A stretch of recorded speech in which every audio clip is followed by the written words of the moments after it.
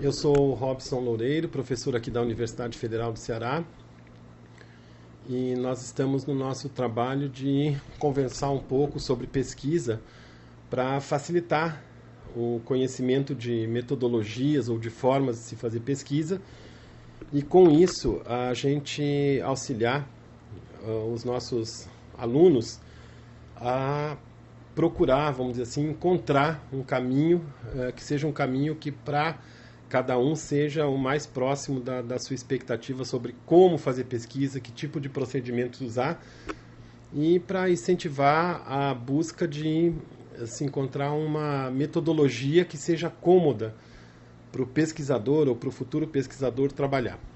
Então, nesse encontro, nós vamos estar conversando com a professora, a doutora Luciana de Lima, que trabalha já há alguns anos na universidade com a pesquisa utilizando uma metodologia de estudo de caso.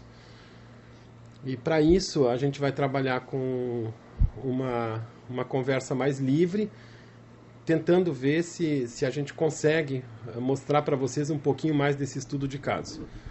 Então, professora Luciana, qual é as características, vamos dizer assim, o que você diria para os nossos alunos que é muito importante eles saberem caso optem por trabalhar com estudo de caso?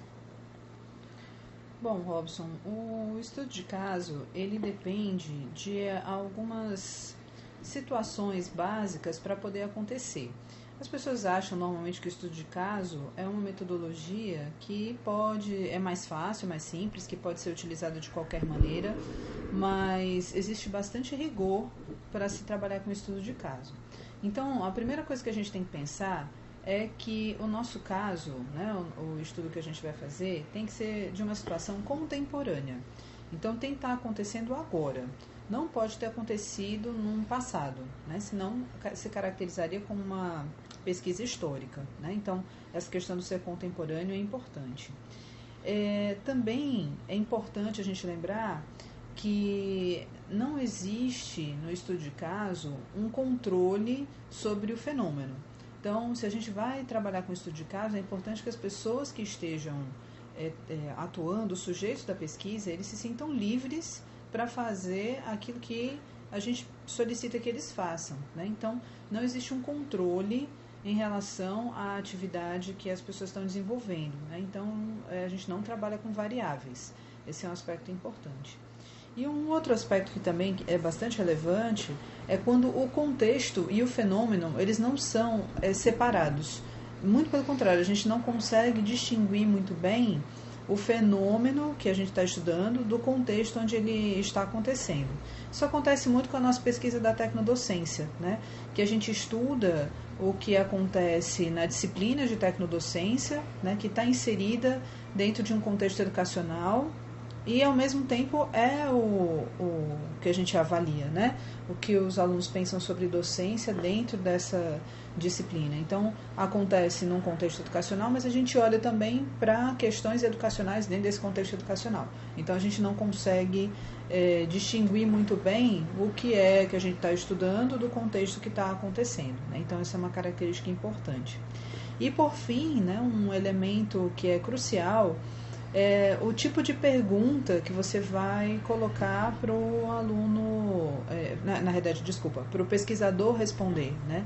Então, as perguntas, elas têm que ter sempre uma característica de como, de que maneira, como alguma coisa está acontecendo e o porquê, né? Então, você pode escolher entre o como e porquê. Se for uma pergunta baseando-se no o quê, ou algum outro tipo de pergunta que não estejam vinculados com como e porquê, a gente trabalha aí já são outras metodologias que são utilizadas. Mas o estudo de caso olha sempre para o como, de que maneira, de que forma, e o porquê, no sentido de encontrar uma justificativa para o fenômeno. Um outro elemento também que eu percebo que gera alguma discussão quando a pessoa opta por trabalhar no estudo de caso envolve o seguinte: o pesquisador, quando ele vai trabalhar no estudo de caso, ele pode, vamos dizer assim, ser um agente naquele espaço que ele está observando. A gente deu o exemplo de uma sala de aula, mas poderia ser, vamos dizer, um grupo de trabalho numa indústria, poderia ser um grupo de arte, algo desse tipo, onde o pesquisador está participando, faz parte daquele grupo, entende? Quer dizer, ele vai lá atuar, né? Eu vou ensinar as pessoas a pintar, então eu estou lá ensinando a pintar. E eu posso, seria correto, vamos dizer assim, dentro da perspectiva do estudo de caso, eu fazer uma pesquisa de estudo de caso lá onde eu estou sendo o docente que está ensinando a pintura, ou o professor que está ensinando a dançar, ou o engenheiro que está ensinando, vamos dizer assim, um determinado grupo a trabalhar com um novo tipo de produto, de software ou de máquina? O pesquisador pode estar inserido? O pesquisador pode estar inserido desde que ele não seja um sujeito da pesquisa. Desde que ele não seja uma pessoa também que está sendo pesquisada. Senão a gente recairia numa característica da pesquisação, né? Onde o pesquisador ele está dentro do grupo, inserido no grupo, para poder resolver um problema do grupo, e ele também é um sujeito de pesquisa, né? Então, se for desse jeito, a gente cairia mais na pesquisação, na pesquisa participante. Mas, no estudo de caso, ele pode ser um sujeito que lança o desafio, as perguntas, as atividades, e simplesmente vai observar o que acontece em termos de fenômeno com os sujeitos envolvidos. Então, o pesquisador pode estar envolvido na pesquisa a esse nível, né, sem problema nenhum.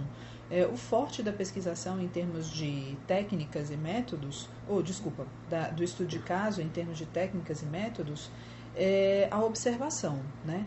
Então, se ele lança o desafio ou lança as atividades que os sujeitos da pesquisa precisam realizar, é importante que ele observe, né? Seja fazendo relatórios de observação, ou seja aplicando um questionário, seja fazendo uma entrevista. É importante que ele seja um observador passivo ou ativo nesse processo.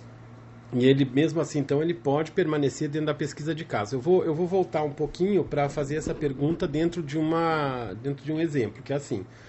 Eu estou numa universidade e resolvo oferecer um curso sobre pintura de aquarela.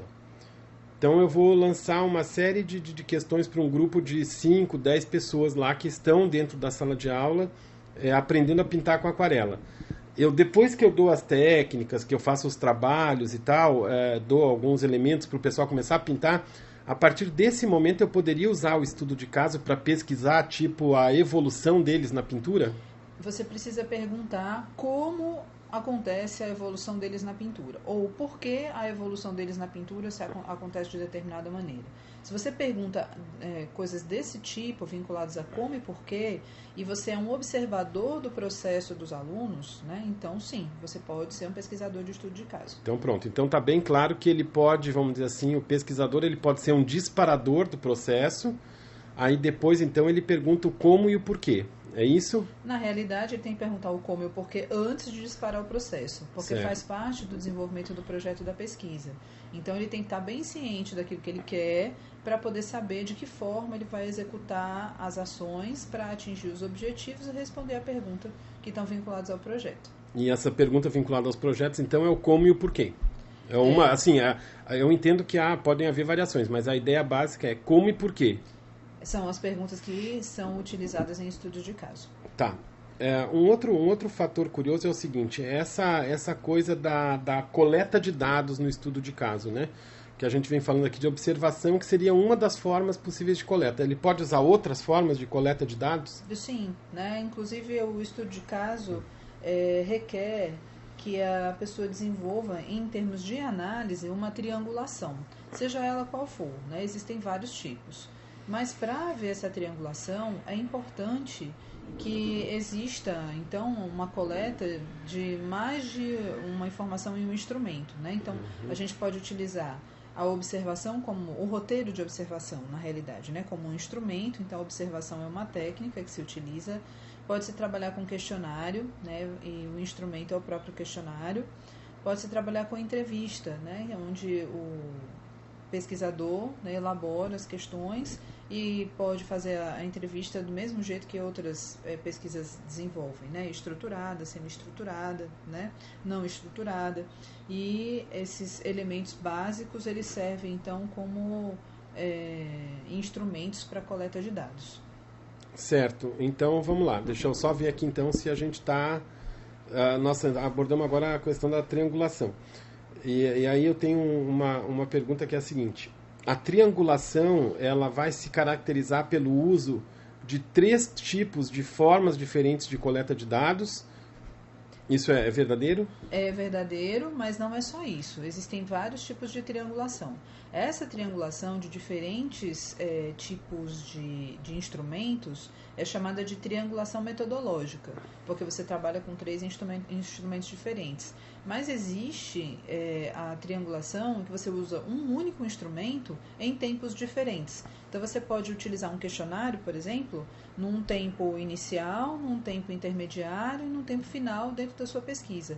E colocar os resultados desse mesmo questionário utilizado em 3 tempos diferentes para poder conversar e ver aí as conformidades, né? Para saber se há divergência ou convergência em termos de informação. Além disso, existem outros tipos de triangulação. Por exemplo, a gente pode ter 3 pesquisadores da mesma área observando o mesmo fenômeno. Então, eles fazem as suas observações diante de um roteiro e aí depois, em uma reunião após, é bom que seja logo após mesmo, né, ao acontecimento da aplicação da coleta, haja uma conversa, né, uma discussão entre esses pesquisadores de mesma área para poder verificar se há uma convergência ou divergência das informações. A mesma coisa pode acontecer com pesquisadores de áreas diferentes. É um outro tipo de triangulação que acontece. A observação acontece por pessoas diferentes, de áreas diferentes, e aí há uma discussão também em relação aos resultados obtidos, sempre vinculados à questão da observação. E sempre, então, pautados pela triangulação. Então, pelo que eu entendi, vamos supor aqui, eu estou observando sei lá, um espetáculo, um movimento de estudo da própria dança, né, no caso. Então, tem lá uma pessoa, um performer que está fazendo uma dança. Eu posso, então, triangular, escolhendo, de acordo com o roteiro de observação, uma pessoa da área da cinesiologia ou da área da medicina, um outro da área da filosofia e um outro da área da dança. No caso, a variação aqui da triangulação seria porque eu tenho um especialista numa área que envolveria saúde, um outro filosofia e um outro a própria dança. Isso seria uma triangulação possível. Exatamente, seria sim. Então, cada um faria as suas observações dentro de um roteiro pré-estabelecido e depois da execução, digamos, da coleta de dados, né, eles se reuniriam para cada um falar sobre o que observou e aí entender as convergências e as divergências em termos das interpretações que podem acontecer para cada observação realizada. Pronto, um dos elementos que a gente tem tentado mostrar para os nossos alunos é o aspecto de que a pessoa, vamos dizer assim, ela vai, vamos dizer assim, escolher, né, uma metodologia que ela se sinta como se fosse uma roupa, né, uma roupa mais cômoda, ou então mesmo que não seja uma roupa, enfim, ela escolhe aquela metodologia como se fosse a roupa que ela vai vestir. Agora, com base nisso, e acreditando, vamos dizer assim, nessa premissa, então também tem a questão, ou um outro problema que existe, é justamente o aspecto de que, para se caracterizar como uma pesquisa do tipo A, B, C ou D, existe uma coisa que a gente chama aqui de procedimentos, né? Então, existem procedimentos que são peculiares a cada tipo de pesquisa e que vão caracterizar essa pesquisa com base nos procedimentos. Eu entendo que não é só isso. A própria pesquisa participativa e a pesquisação, ela tem procedimentos muito próximos, né, com uma variação em 1 ou 2 elementos ali, o que vai caracterizar um tipo A ou B de pesquisa. No estudo de caso, tem alguns procedimentos que a gente poderia afirmar que são assim, muito característicos, ou seja, eles em geral estão presentes quando um pesquisador opta por usar essa forma de pesquisa? Tem sim. Tem um procedimento, principalmente na coleta de dados, que está vinculado ao que nós chamamos de protocolo. O protocolo ele é um instrumento obrigatório para o pesquisador para que haja uma validação da coleta de dados. Sem o protocolo, corre-se o risco da pesquisa ficar invalidada porque não atendeu a esse rigor necessário para a pesquisa de estudo de caso. Então, o protocolo é nada mais nada menos que um planejamento do que vai se fazer na coleta de dados. E é um planejamento que tem alguns elementos importantes. como, por exemplo, colocar os objetivos do projeto, né? Os objetivos gerais específicos do seu projeto. Você colocar os objetivos do que você quer alcançar com aquela coleta específica, porque você não vai fazer só uma coleta de dados, não tem uma triangulação. Você vai ser obrigado a fazer 3 coletas de dados de maneiras diferentes, né? Então, para cada coleta de dados que você fizer, é importante que tenha um protocolo. Por isso, os objetivos daquela coleta precisam estar bem caracterizados, né? Você pode colocar também no protocolo as perguntas que você tem como premissas, né, em relação à sua pesquisa. Então você pode colocar não só a sua pergunta principal, mas como perguntas secundárias que vão te auxiliar na hora do desenvolvimento do relatório, e os elementos que você vai precisar captar para poder escrever o seu relatório de uma maneira mais fidedigna, mais próxima da realidade, uma vez que o estudo de caso trabalha com um elemento forte da interpretação, que seria aí uma segunda característica, né? O estudo de caso muitas vezes é criticado justamente por causa disso, porque ele trabalha com poucos sujeitos, se aprofunda na pesquisa desses poucos sujeitos, mas se baseia muito numa análise interpretativa, né?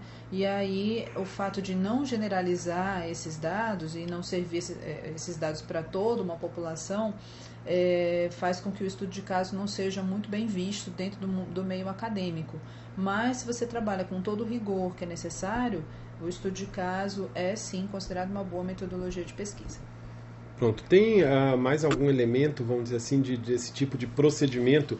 Por exemplo, se a gente pegasse alguma pesquisa concretamente que tenha sido realizada por você, existe alguma tipo assim, fases? Olha, tem que ter isso aqui, ó. Primeiro a gente faz assim, depois assado. Existe um caminho, tipo assim, ela se resume em 5 passos. Aí eu entendo que cada passo pode ter um nível de profundidade bem grande. Mas existe esse encadeamento, essa expectativa de que precisam ser cumpridas X fases? Olha, toda pesquisa, independente de ser estudo de caso, ela tem que cumprir 3 fases, que é a fase do planejamento, a fase da coleta e a fase da análise de dados. Isso não é específico do estudo de caso. Todas as pesquisas têm isso, né? Então, essas fases, elas precisam, que eu na realidade chamo de etapas, né? Essas etapas precisam ser cumpridas. Você precisa se planejar, e nesse planejamento é onde você vai elaborar os protocolos, por exemplo.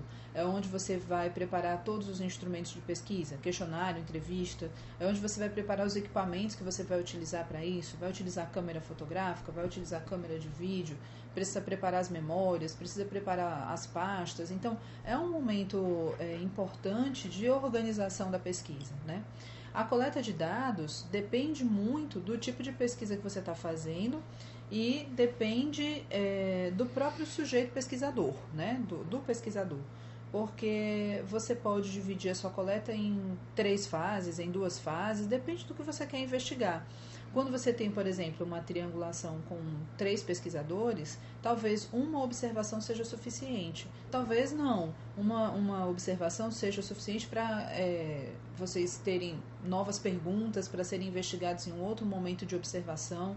Então, varia e depende muito, né, de cada pesquisa. Até dentro do estudo de caso mesmo, você pode ter várias fases de coleta de dados. Tudo depende, na realidade, do seu fôlego. Se você vai ter condições de depois analisar todos os dados que você coletou. Porque a vontade que a gente tem é sempre de analisar tudo. Mas às vezes a gente pega dados demais e aí não tem tempo na hora da análise de se debruçar sobre todos eles, né? Então isso acontece com muita frequência.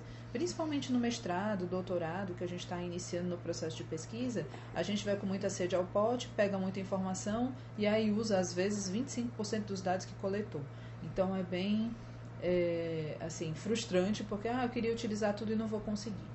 A análise de dados também depende muito do que você vai querer observar. Mas o que eu digo em relação ao estudo de caso é que é importante você ter o foco de análise, né? Então, quando você vai coletar, você tem o seu foco da coleta. Mas quando você vai analisar, é muito importante você olhar para determinadas situações que você vai querer ver e que estão vinculadas diretamente com a tua pergunta. Então, às vezes a gente tem muita informação, não sabe direito para onde olhar, mas o nosso norte, o nosso foco é sempre a nossa pergunta inicial e os objetivos que a gente quer alcançar. alcançar. Então, o tempo todo, quando a gente estiver na análise e até mesmo na coleta, a gente precisa ficar vinculando aquilo que a gente colocou inicialmente como uma proposta, né? Eu quero investigar o quê?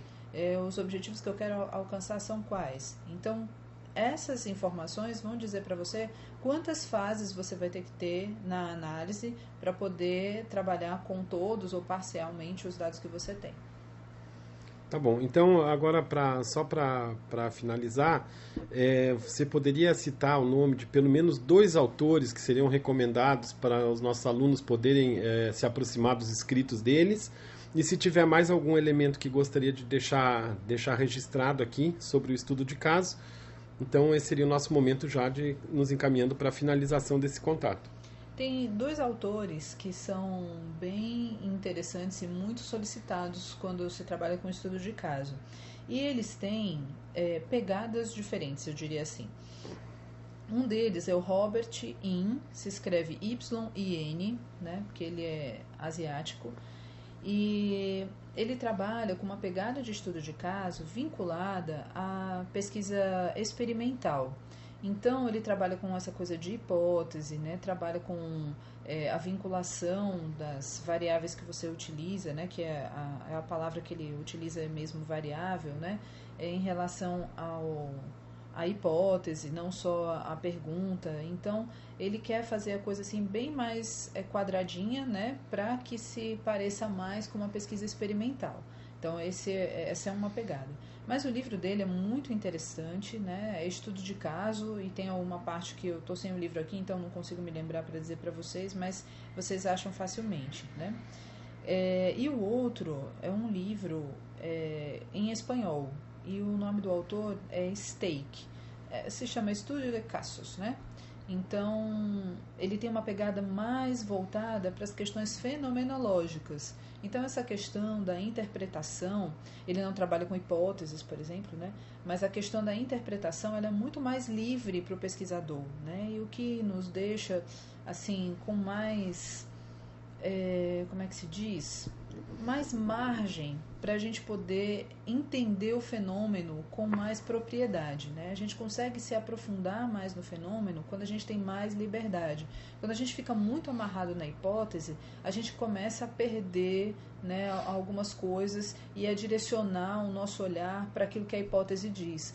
Quando a gente fica livre disso, a gente consegue ver coisas que vão além daquilo que a gente estava imaginando observar, né? O que, para o estudo de caso, é muito interessante. Então, eu particularmente opto pelo Stake e um estudo de caso mais etnográfico, mais fenomenológico, porque me deixa mais livre nesse sentido de analisar e interpretar os dados que eu obtenho na pesquisa.